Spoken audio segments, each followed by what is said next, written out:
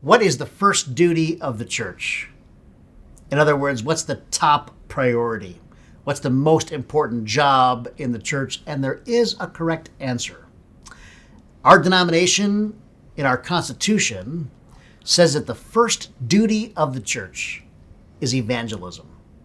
Here's the full statement from our Constitution. It declares the first duty of the church is to evangelize by extending the gospel both at home and abroad, leading others to a saving knowledge of Jesus Christ as Lord and Savior. The first duty, first priority is evangelism. Now, what is evangelism? That word is a daunting word. At its core, it means introducing people to Jesus.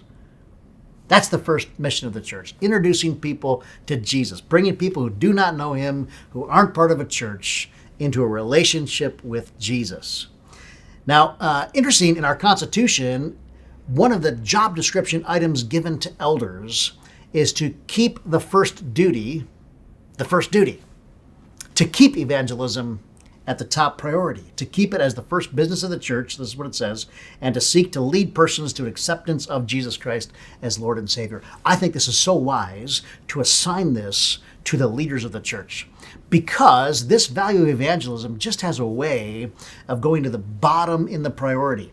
In all the priorities a church needs to juggle, this one of evangelism seems to have a gravitational pull to it that just drives it to the bottom. And I've always wondered why that is so. And I have some theories on this, of why it falls unless leaders work to keep it high. First of all, church planters, when a new church begins, they don't have anybody. All they do is go out and try to gather people. They don't have a congregation to care for. All the energies is to assemble new people. But then once you get that assembly together, now you've got people that need to be discipled and need to be cared for and visited. And the energy that was going outside comes inside. It's just the natural progression of things. Secondly, I think once we have a church together, we love being together so much. And we love it. This fellowship is great. And quickly, I'm looking inward and I'm no longer looking outward, motivated by love for each other. But we lose our eyes on people who are outside. Thirdly, I thought about this. There is no non-Christian person, no lost person represented on any board or committee of the church. In a lot of the meetings I'm in, typically there will be somebody who will say, what about this? What about us singles? Or what about us seniors? What about the families? But nobody ever says at any meeting, what about those of us that don't know Jesus yet and have never been to a church?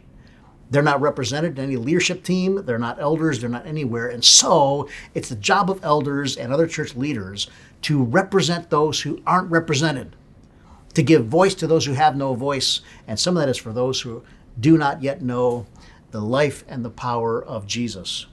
And then lastly, not to over-spiritualize, but why does this evangelism value fall so much? I think it can be the work of the evil one. Satan, if he's got to attack any value in the church, this is the one that he's going to get the most bang for his buck. If I can just keep them busy with church programs, if I just keep them involved doing other stuff and keep them away from leading people to Jesus, he will have done his job. And so I think there are reasons for this. But again, our clarity is that our first duty is to introduce people to Jesus, into a relationship with him. People aren't part of the church, to bring them into the church and the saving knowledge of Jesus. And it's the leader's job to make sure the first thing remains the first thing. That is the first duty of the church.